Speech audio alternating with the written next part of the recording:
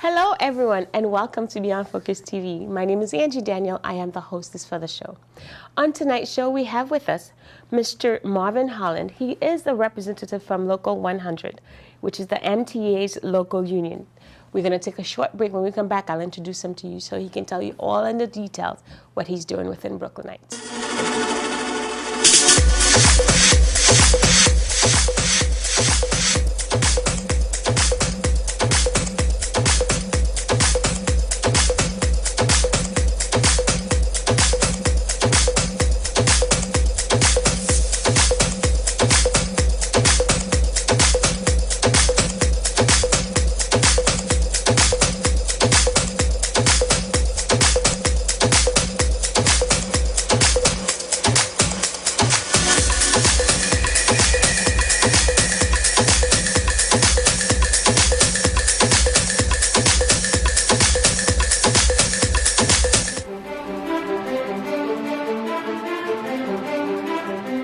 And welcome back to Beyond Focus TV. We are here with Mr. Marvin Holland. Welcome, sir. Thank you. Thanks for having me on the show. Well, I am glad to invite you. First, usually what we do within the community is to get people to introduce themselves so we would get to know them and then find out what it is that they're doing. So you can introduce yourself to the community. Like you said, my name is Marvin Holland. I'm the political and legislative director of the Transport Workers Union, Local 100, the largest transport workers union in the country. We move 7 to 8 million people a day here in New York City. A large portion of them come from Brooklyn. Okay. I wanted to talk to you specifically about why is it necessary for the transport MTA to have their own union? Because we've done a show before with a different local, and he was more in terms of working within the city workers, but not cover the MTA part. Why is it that each group have their own representative? The MTA is a public authority, and actually they have over 20 unions that work under the MTA banner. Local 100 TWU is the largest with over 38,000 members. It's important to have, for each type of work, to have their own representation. For instance, our union is made up of 7 different departments, 3 on the bus side, 4 on the subway side. And there are also, like I said, over 20 unions represented under MTA. There's a different union, for instance, the Long Island Railroad, out in Queens bus lines, et cetera, et cetera. Oh, so that's how it's separated. Yes. Local 100 represent the MTA department. How hard was it for you guys to have in place the new reward program, the 2000 reward program? Can you elaborate a little bit about that?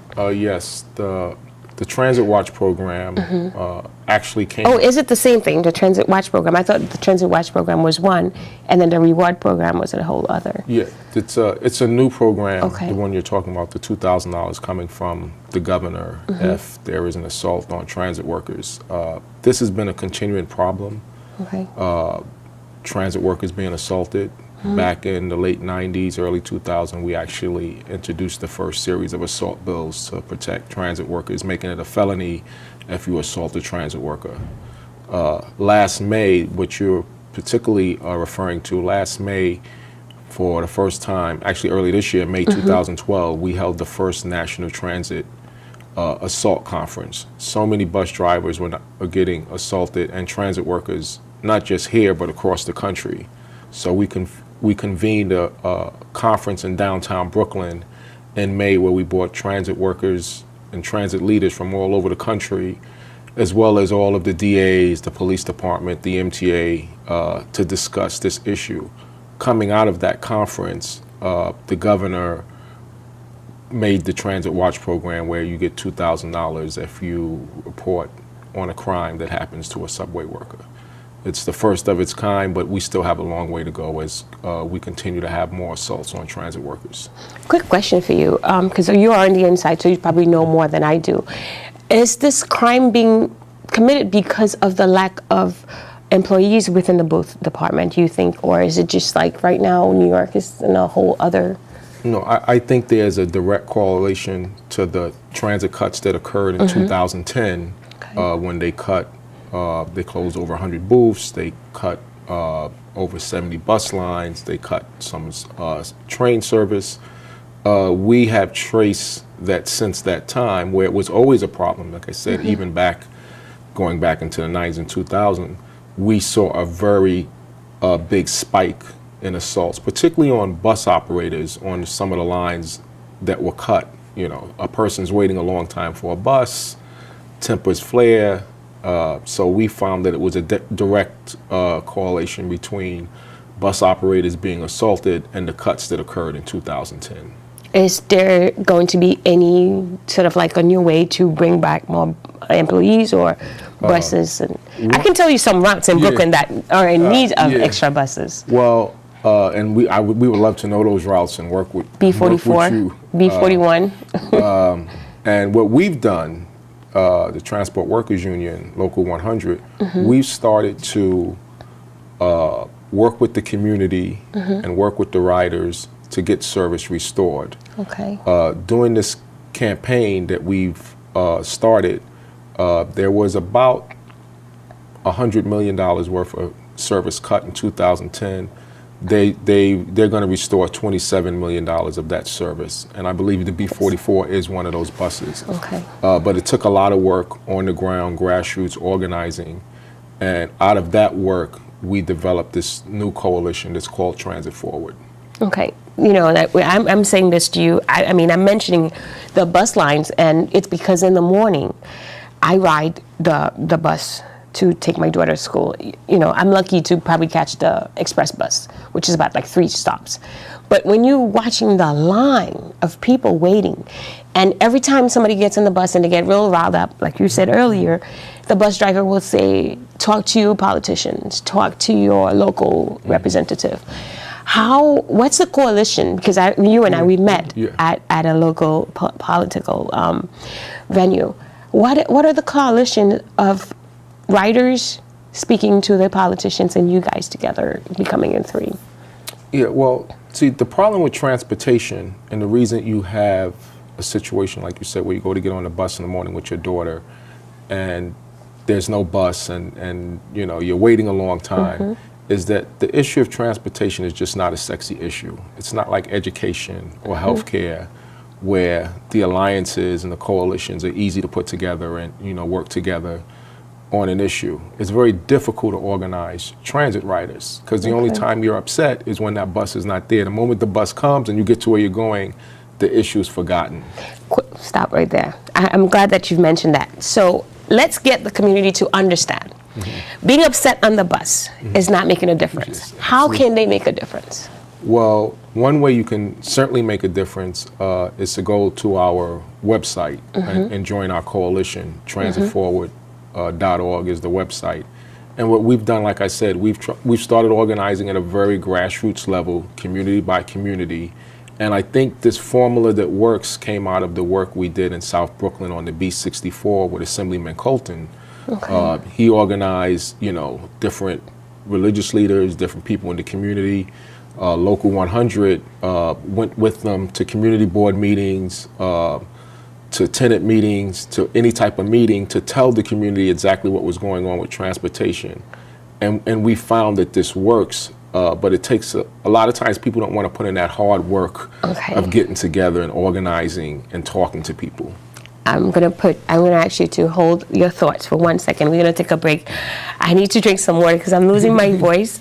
We'll be right back to continue this great conversation on how we can change the transit system that we are living in. We'll be right back.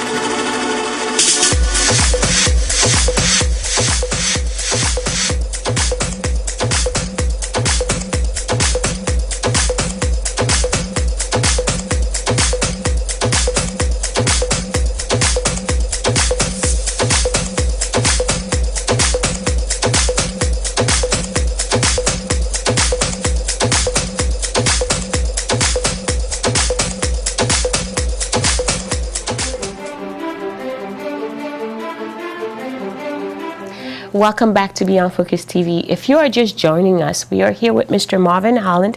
He's the political director for the Local 100 MTA representative. I'm losing my voice a little bit because I have a cold, so I'm sorry and apologize for that. We were having a conversation about how people can make a difference, and I mentioned to you the B44 in the morning, the route, like how it is overly packed and people get really upset. And they only complain to the bus driver as they're getting on. And then as the day goes by, they forget all about it. You mentioned that we should get in touch with the grassroots that are working within our district.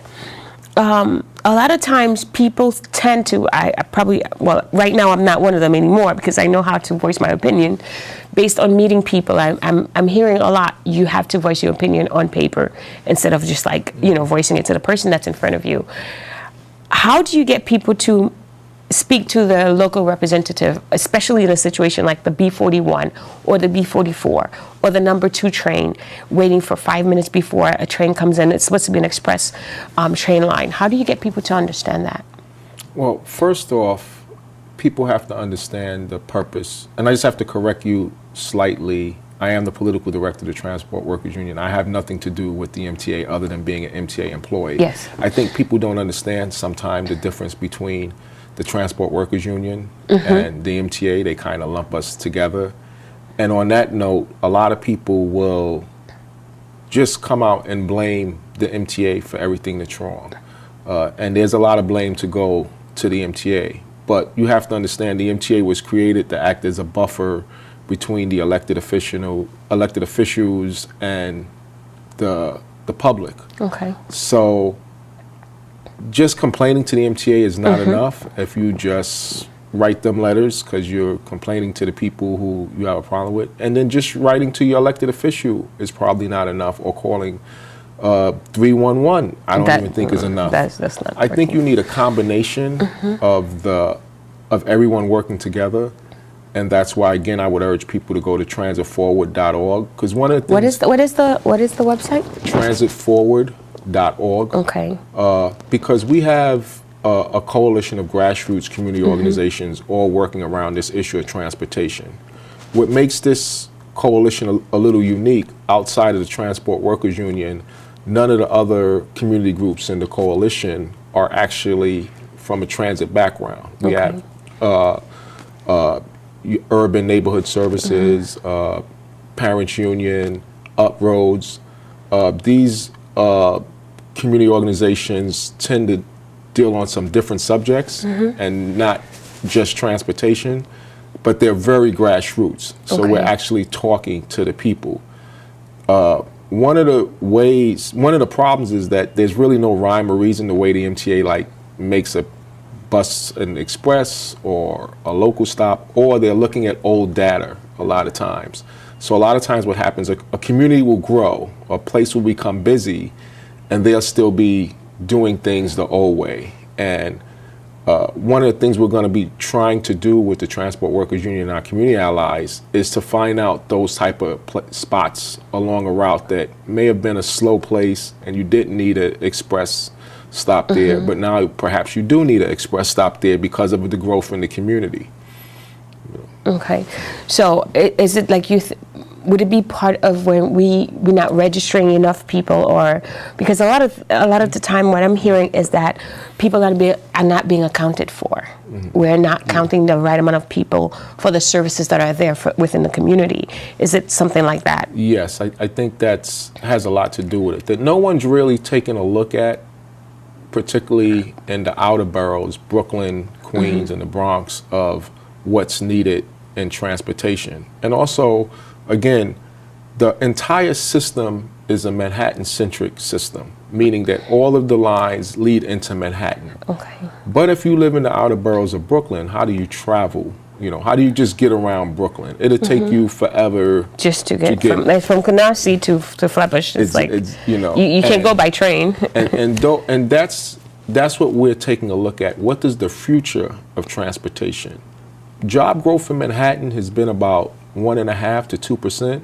You have areas like Flatbush, other parts of Brooklyn, where there's actually been some significant job growth and new job. Yeah, look at the Target. new job centers created. How do we get people to those jobs? You also have a situation in Brooklyn where you build affordable housing, you may put a new school, but no one talks about transportation as part of that. And it's just a culture of urban planning and city planning that no one really talks about transportation.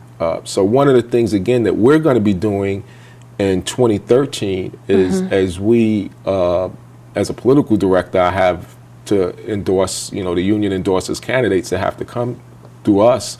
We want to know what their plans are for transportation, from every city council candidate up until the mayor, into the mayor's office. And we're going to be holding a series of mayor debates just on the issue of transportation. This is never... Would the public be invited? Absolutely. Do you have the date or time or where or when? Yes, the first date we're looking at is February 22nd at the Murphy Center in Manhattan.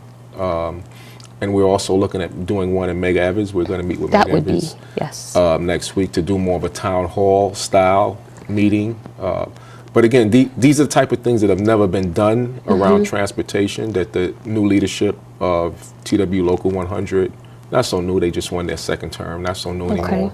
But that John Samuelson and Earl Phillips and the rest of the leadership are really dedicated to. How do we make transportation a community issue? The problem, it's been a workers issue, it's been an MTA issue. It hasn't been an issue of the people it really impacts. And that's our biggest, one of our biggest goals at Local 100 is to make sure the community is involved in transportation issues going forward. Because if you notice that they're reacting totally different. How they're reacting is by stabbing MTA employees, stabbing a bus driver, throwing things in their faces, spitting at them. You understand that's a cry for help, and it's just a matter of who's crying for help and how are we responding to that. When I noticed that the whole reward program, and I thought it's good. It's good because it's not so much because you're putting money value to another person's life. It's the idea of we're looking at the situation as a problem. We want to solve the issues that are there, and as a person that travels both by train and by buses, and I have a car, whatever, I drive once in a while, but it's not the most important thing for me right now. Is that I have to travel all the way to Bay Ridge and back and forth to Upper, East Flatbush.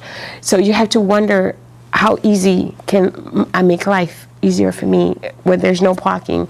There's so many other things that we can look into it as problems, but we need solutions. We're going to take a short break. When we come back, we'll talk about Local 100's progress in the future. We're going to be right back.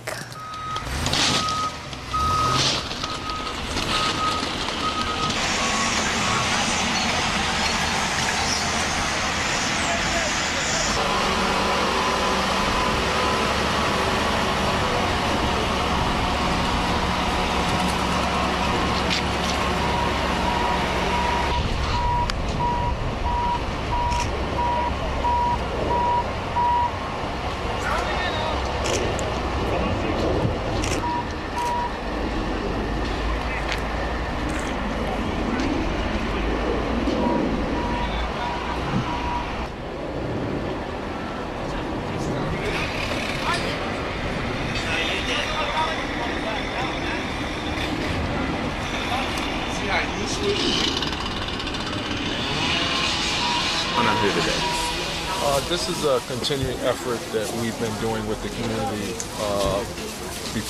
before the storm hit, but after the storm hit, we've really increased our participation with the community. And what we're doing is bringing much needed food and supplies to the residents of Far Rockaway, as everyone knows, one of the most impacted places of Hurricane Sandy. This is a new coalition we've organized with certain community groups called Transit Forward. So why did you start this? Well, the original reason we started Transit Forward was the need to bring the attention throughout New York City of the need for better public mass transit. Our mass transit system is the economic hub of the city, the community, and the region. Yet we think there are parts of this city, in particular places like Rockaway, that are severely underserved. Before the storm hit, and now that the storm hit, I think people see clearly the need for improvement in our mass transit system. And Transit Forward, along with the Transport Workers Union, are hoping to lead the way in that area. So what other efforts do you have besides this? We're looking at a job creations area. We're looking at communities that are underdeveloped and have long-term unemployment to bring transit jobs into those communities. Another thing we were taking a close look at were the Fair Heights. We felt that they targeted certain communities more than others. So we wanted to work with the people within the communities to make sure that their voices are heard, and if any changes can be made, that we do it collectively with both the riders and workers working together collectively.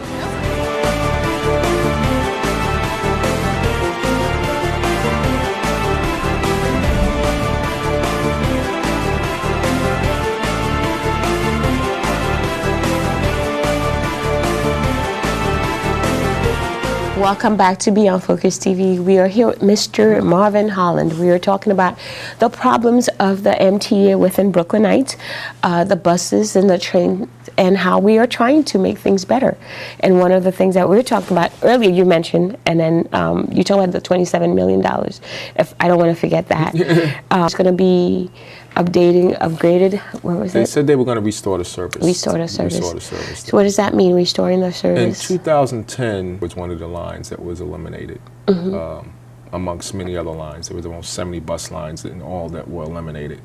On following some, we do a lot of petitions. We find one of the most effective ways is to get people to sign petitions that we want our service restored. Okay. And the thing we did was to expand that to include elected officials and make sure the community groups and the clergy and everybody's working together. What we found was that there were a lot of people out there doing this work, you know, to demand better bus service, to demand better train service, but it was disconnected. What Local 100 has tried to do is bring all of these people together and say, listen, the problems are the same, because if you don't do that, what happens is they'll restore your bus line, but in another neighborhood, they'll cut another bus line. So we just want to make sure that the entire city is on the same page. And in doing so, we formed a new coalition, as I stated earlier, called Transit Forward.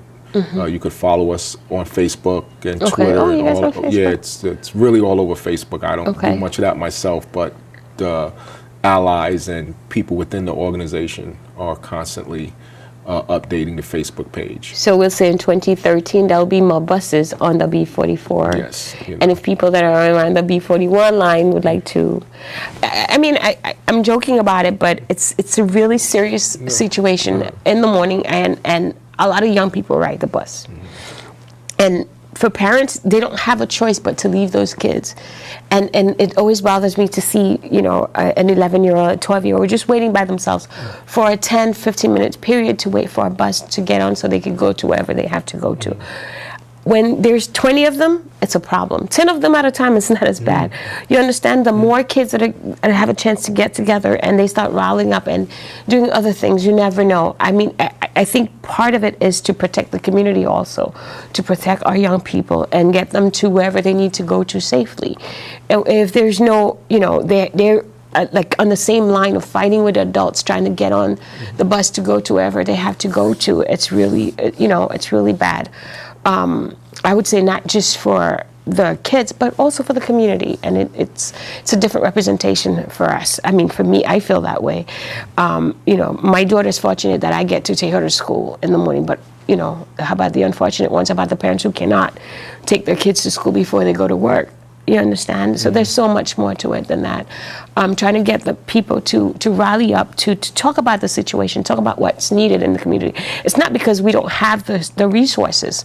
It's there. It's just a matter of how much can we talk about it, what can we do to make a movement, to make it work for us. I believe in that. And you're doing your first rally, and where did you say again? I just want the community to know. Yeah, we're looking at doing a series of transit debates with the mayors or transit forums with the mayors. I really don't want to use the word debate because I think it, you know, what we're trying to do within Transit Forward and the Transport Workers Union is to come up with solutions to the problem. Which is what we need. You mentioned that transportation can get a little crazy and wild with the energy of young people when they get out of school.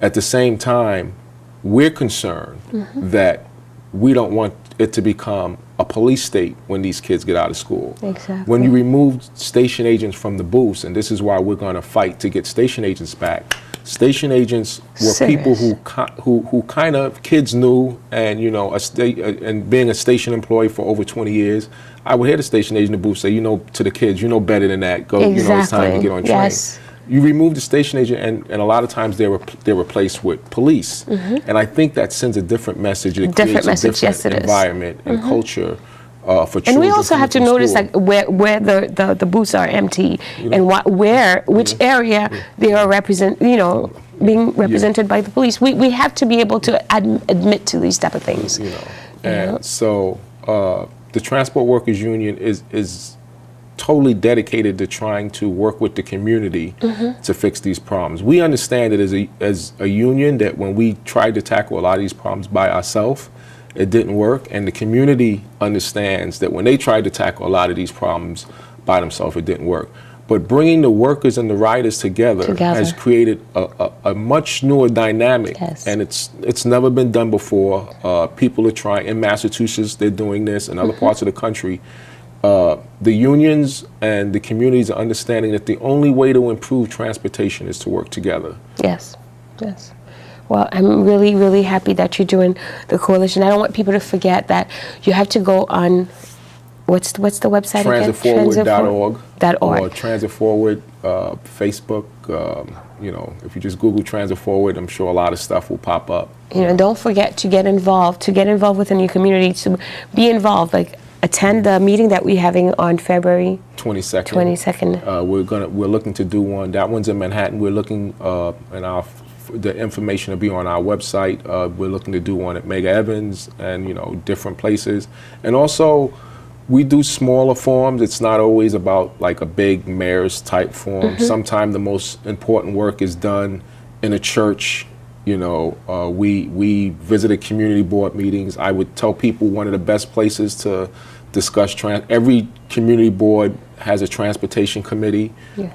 Find out when your local transportation committee meeting is meeting at the community board level. Give us a call or shoot us an email at transit, and we'll attend with you.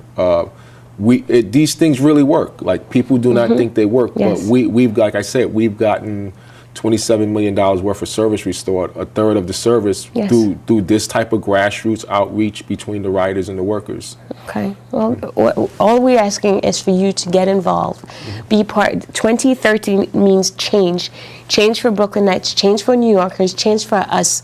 We need better. We can do better. We deserve better. On this note, I want to thank you for coming, for stopping by. And the Transport Workers Union will be moving to Brooklyn this spring to 195 Montague Street. So our Brooklyn neighbors will be seeing more of us. And you're welcome to come back and talk about all the good things that we're doing. Thank you. Thank you so much for being here. Thank Have you a good one. me. Thank you for watching. We'll see you same place next time. Bye-bye.